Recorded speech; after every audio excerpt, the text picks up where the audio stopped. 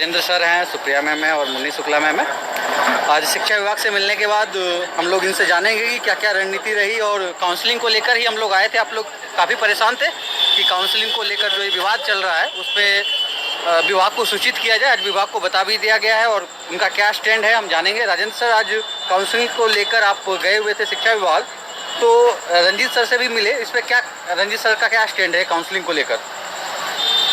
देखिए, सबसे पहली बात है कि बिहार के तमाम जो अभ्यर्थी हैं जिनका सिलेक्शन हो गया है, मैं उनको बहुत बहुत धन्यवाद करता हूं, मुबारकबाद देता हूं। और जिनका सिलेक्शन नहीं हुआ है उनके लिए बहुत बहुत शुभकामनाएं देता हूं। और बिहार के तमाम अभ्यर्थियों को मैं नमस्कार करता हूं। ये लगातार कॉल के द्वारा जो भी आपके प्रश्न हमारे पास आते हैं या हमारे संगठन के जो वरिष्ठतम पदाधिकारी मुन्नी जी हैं या और भी सदस्य हैं, सुप्रिया जी बगल में बैठी हुई हैं, इन लोगों के पास बहुत से कॉल आते हैं और आपकी समस्या को हम लोग नोट आउट करते हैं और उसको एक बार हम लोग लिखित बना करके और माननीय प्राथमिक शिक्षा निदेशक महोदय के पास हम लोग प्रस्तुत करते हैं। आज भी बहुत सी समस्या थी, उसमें खास तौर से जो एक मुख्य मुद्दा था कि हम लोगों का जो काउंसलिंग हो रहा है, जहाँ पर आवेदन ज़्यादा गिरा है और जिन जिलों का प्रखंड की संख्या ज़्यादा है, तो वहाँ पर गैदरिंग की ज़्यादा समस्या दिखाई दे रही है और अभ्यर्थी काफ़ी परेशान हैं इस बात को लेकर के कि काउंसलिंग में हम जाएंगे तो काफ़ी भीड़ होगी, परेशानी हमें होगी। तो इन सब मुद्दा को लेकर के हम लोग एक बहुत ही 7-8 लोगों का जो समूह था उसके साथ हम लोग गए थे मिलने के लिए। उनके पास जो हम लोगों ने आवेदन दिया है उसमें हम लोग ये बात रखा है कि सर वैसा काम किया जाए जिससे कि अभ्यर्थियों को असुविधा नहीं हो, और जहाँ पर आवेदन ज़्यादा गिरा है और जहाँ पर ब्लॉक की संख्या ज़्यादा है वहाँ पर उसको 2 डेट में इसकी काउंसलिंग की जाए, 6 to 8 और 1 से 5। और जहाँ पर जिस समस्या के कारण जो गैदरिंग होने वाली है उन सारी चीज़ों को सर संज्ञान में लिया जाए।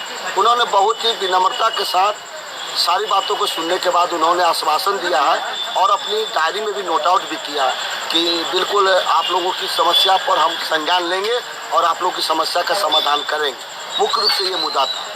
एक मुद्दा था जहानाबाद को लेकर के, उस मुद्दा के बारे में भी हमने लिखित एक बना करके दिया था और उन्होंने कहा कि जहाँ जिस बिहार के जिस जिला में या जिस प्रखंड या जिस पंचायत में दिव्यांग के लिए जो रोस्टर क्लियर नहीं हुआ है या जो रोस्टर अभी तक क्लियर नहीं हुआ है, जिससे दिव्यांग भी परेशान है और सामान्य अभ्यर्थी भी परेशान है, तो वो रोस्टर को क्लियर करेंगे और उससे दिव्यांग को भी असुविधा नहीं हो और सामान्य अभ्यर्थी को भी असुविधा नहीं हो। इनको भी इस बात को उन्होंने संज्ञान में लिया और लिखने का भी उन्होंने काम किया। तो हमें लगता है कि एक बहुत दिनों के बाद एक ऐसे पदाधिकारी मिले हैं जो हम लोगों की समस्या को समझते हैं और तुरंत उसको नोट आउट करते हैं और उसको समाधान भी करते हैं। तो मैं तो उनको बहुत बहुत धन्यवाद करता हूं कि जो हम लोगों के प्राथमिक शिक्षा निदेशक इस तरह के मिले हुए हैं और हम उनके लिए बहुत ही आभार प्रकट करता हूं कि हम लोगों की समस्याओं को बहुत ही संलीनता के साथ स्वीकार करते हैं और उसका समाधान करते हैं। सुप्रिया जी, आपसे जानना चाहूँगा कि जैसे जिला में जो चल रहा है काउंसलिंग को लेकर काफ़ी गहमागहमी है कि वैसे छोटे ज़िले जहाँ पे आवेदन भी कम है, सीट भी कम है, तो वहाँ का भी ब्लॉक में लगाया जा रहा था काउंसलिंग सेंटर का जो है लिस्ट निकाल दिया जिला ने, तो उसको लेकर आज आपने शिक्षा विभाग से बात किया था, उस पर क्या स्टैंड है सरकार?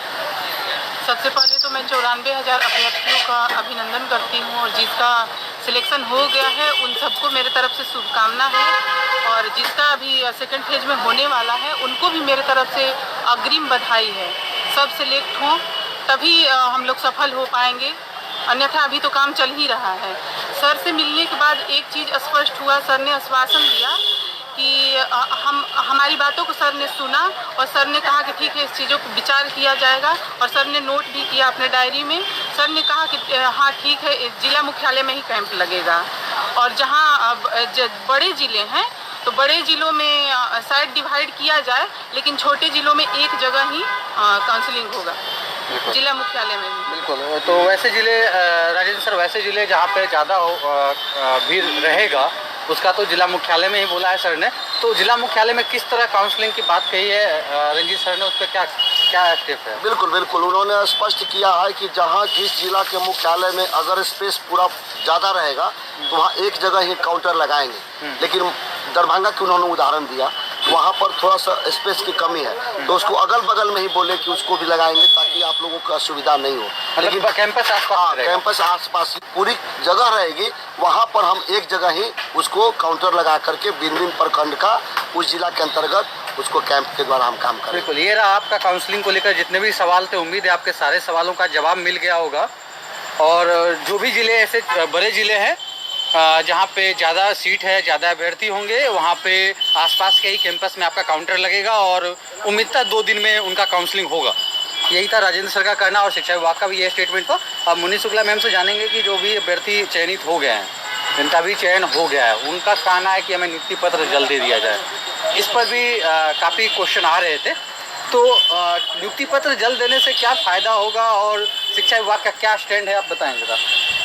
देखिए, ये जहाँ तक नियुक्ति पत्र देने की बात है, चयन तो जो भी अभ्यर्थी का चयन हो गया है उनको बहुत बहुत बधाई मेरे तरफ से, और जिनका नहीं हुआ है उनको अग्रिम बधाई, ताकि वो लोग भी सिलेक्ट हो जाए और सबको एक साथ नियुक्ति पत्र मिले तो ज़्यादा मज़ा आएगा। क्योंकि सारे अभ्यर्थियों के मेहनत के परिणाम है कि आज हम लोग मतलब इस दौर से गुजर रहे हैं कि अभी हम लोग काउंसलिंग करा रहे हैं और बहुतों का सिलेक्शन हो गया है, बहुतों का।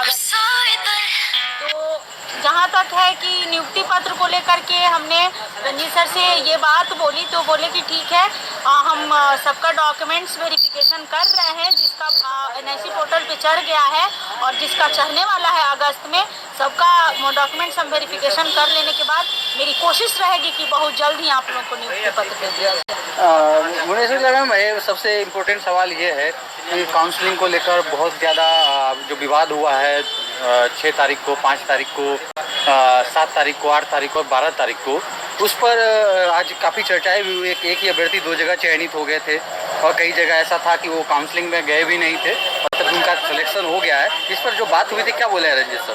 देखिए, इस बात पे मैं स्पष्ट कहना चाहती हूँ कि इस बार अगर कोई सोच रहा है कि हम फर्जी तरीके से शिक्षा विभाग में शिक्षक बन जाए, तो ये इम्पॉसिबल है। ये सपना देखना ये लोग भूल जाए। अगर एक ही अभ्यर्थी का फर्जी तरीके से कोई डॉक्यूमेंट्स इधर उधर करके लोग काउंसलिंग करा लिया है, तो शिक्षा विभाग जो है इस चीज़ पर बहुत ही अहम तरीके से संज्ञान में इस चीज़ को ले लिया है और इस पे बहुत ही गहन तरीके से कार्रवाई की जा रही है और उसका जांच किया जा रहा है। जांच में स्पष्ट आ जाने के बाद उन पे FIR होगा और वो अभ्यर्थी जेल भी जाएगा। तो इस तरह का हरकत किए हैं जहाँ नियोजन किया गया। बिल्कुल।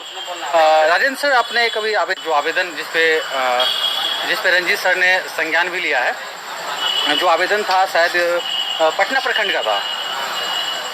यस। हाँ, पटना प्रखंड का आपने आवेदन खुद ही दिए थे। हम लोग ने आवेदन, उसको अभ्यर्थी ने भेजा था, उसको हमने खुद डायरेक्टर साहब ने रिसीव किया है। तो उस पर एक्शन लेने के पे क्या बोला है सर ने? बिल्कुल बिल्कुल, उन्होंने शायद पटना का कौन सा प्रखंड का था, याद होगा तो? बिल्कुल, उस आवेदन पर उन्होंने बिल्कुल कहा कि एक्शन लेंगे और उसी आवेदन पर नहीं। अगर आपको लगता है कि कहीं पर गलत हुआ है तो आप उसकी पूरी डिटेल वहाँ का BDO, वहाँ का BO, वहाँ का DO और वहाँ का DM से आप एप्लीकेशन को फॉरवर्डिंग करा करके और आप ला करके रंजीत सर के पास लिखित दीजिए और उसकी जांच कराएंगे। वो जांच कराने में अगर सही पाया जाएगा तो वहाँ का भी रद्द होगा। हमें लगता है कि बिल्कुल ही इस समय जो बात कह रहे हैं सर, बिल्कुल पारदर्शिता के साथ चाह रहे हैं कि वो बहाली करें और इसमें अगर आपको सहयोग करना है, आपको लगता है कि कहीं गलत हुआ है, तो उसको लिखित बना करके दीजिए और उसके साथ प्रूफ भी दीजिए, तो बिल्कुल ही काम होगा। इसमें कहीं कोई दिक्कत नहीं है कि मैं जाऊंगा तभी काम होगा। आप स्वयं भी जाएंगे, आपको जा करके वहाँ कहेंगे, वो बिल्कुल सुनवाई होगी। अगर कहीं पर कोई दिक्कत हुआ है, आप लिखित बनाइए, पहले वहाँ BDO, BO और DM और DO का एप्लीकेशन एगो रिसीविंग करा लीजिए और तब आप जाइए उनके पास, लिखित बना करके आवेदन बनाइए, जरूर सुनवाई होगी। और लास्ट में मैं यही कमेंट करना चाहूँगा, जितने भी साथी है, पंचायत शिक्षक नियोजन जो प्रक्रिया हुआ है पंचायत में, वहाँ पे कल BC भी है उसको लेकर, और जो भी अभ्यर्थी हमारे साथ जुड़े थे इस मुद्दे को लेकर, चयनित सूची में जिनका नाम गलत था, मेधा गलत था या फादर्स नेम में या कोटी में गलतियाँ हुआ था, सर ने बोला कोटी में ज़्यादा उम्मीद नहीं है सुधार का, लेकिन अगर आप वहाँ के जो DO हैं या BO हैं या जो भी आपके अथॉरिटी रखते हैं आपके नियोजन इकाई से, उनको आप आवेदन दे दीजिए, उनको जमा कर दीजिए आवेदन, उसमें सुधार हो जाएगा। उसके लिए जिला को निर्देश दे दिया गया है कि जिनका भी चयन सूची में गलतियां हुई है उसको मेधा सूची के अनुसार सुधार दिया जाए। और आपका जो लास्टली मुद्दा था कि हम लोग का जो काउंसलिंग है वो क्या रद्द होगा, कितने काउंसलिंग रद्द हुए हैं और कितने पंचायत के काउंसलिंग रद्द हुए हैं, उन पर सर ने स्पष्ट बोला है कि कल जिला में इसी बात को लेकर वीसी है, जो भी आरक्षण रोस्टर का पालन नहीं किए हैं वैसे पंचायत कल रद्द कर दिए जाएंगे और कल इसकी सूचना सभी एनआईसी पे पोर्टल पे डाल भी दिया जाएगा कि कहाँ कहाँ रद्द हुआ है। आज सभी जिले को बोल दिया गया था कि आप इसको लेकर समीक्षा बैठक कीजिए। आज समीक्षा बैठक था जिले में, तो उम्मीद कीजिए कि कल आपको कितने पंचायत कैंसिल हुए वो सब कल क्लियर हो जाएगा। जो पंचायत आपको अभी तक नहीं दिए हैं, जहाँ पे भी कैंसिल हुआ है और आपका डॉक्यूमेंट्स नहीं लौटाए हैं, वो निश्चित ही कल उनके लिए निर्देश जारी हो जाएगा। तो जो भी मैटर था, आपको काउंसलिंग को लेकर आप लोग काफ़ी परेशान थे और ऐसा नहीं है कि हम लोग का चयन हो गया तो हम लोग शांत बैठ जाएंगे। आपके साथ हमने जो भी लड़ाई शुरू की है अंत तक बने रहेंगे और जो भी केस का मैटर है, केस के मैटर पे हम लोगों ने बात किया तो उससे कोई खास फर्क नहीं पड़ने वाला है और क्या ही बोलें ज़्यादा, आप लोग खुद समझदार हैं। बाकी मुन्नी शुक्ला मैम से लास्ट कमेंट चाहेंगे कि मैम केस का मैटर है, डीएलएड बीएड सीटेट बीटेट और भी बहुत सारे केस करने की धमकियां मिलती हैं लोगों को, अभ्यर्थियों को। तो आप पहले भी हम लोग जब लास्ट टाइम मिले थे सचिवालय में आकर, हमने एक कमेंट किया था जिस पे बहुत विवाद हो गया था, बहुत सारे अभ्यर्थी ने विवाद भी किया था। तो आज भी वही सवाल हुआ वापसी शिक्षा विभाग से, तो उस पर क्या कमेंट रहा उनका? देखिए, केस से तो कोई अब उतना इफेक्ट नहीं पड़ने वाला है, लेकिन हम लोग को दुश्मन को कभी कमजोर समझ के नहीं बैठना है। बिल्कुल, इसलिए कि दुश्मन को कभी कमजोर नहीं समझना चाहिए। तो केस करने वालों से तो हम लोग को हमेशा सचेत रहना ही होगा जब तक कि हम लोग के हाथ में नियुक्ति पत्र नहीं मिल जाता। तो जो भी अभी हम लोग का मामला न्यायालय में लंबित है, उस पे हम लोग को तो थोड़ा संज्ञान में लेकर के उस चीज को चलना ही पड़ेगा, लेकिन उससे कोई ज्यादा इफेक्ट नहीं है। फिर भी उसको छोड़ा भी नहीं जा सकता, उसको पैरेलल ले करके चलना है, उसको संज्ञान में ले करके चलना है जब तक कि हम लोग का नियुक्ति पत्र नहीं मिलता। बिल्कुल, बहुत बहुत शुक्रिया आप सभी का सर। और आप लोगों ने जो भी सवाल किए थे, हमारे साथ राजेंद्र सर थे। आज हम लोगों ने काफ़ी जद्दोजहद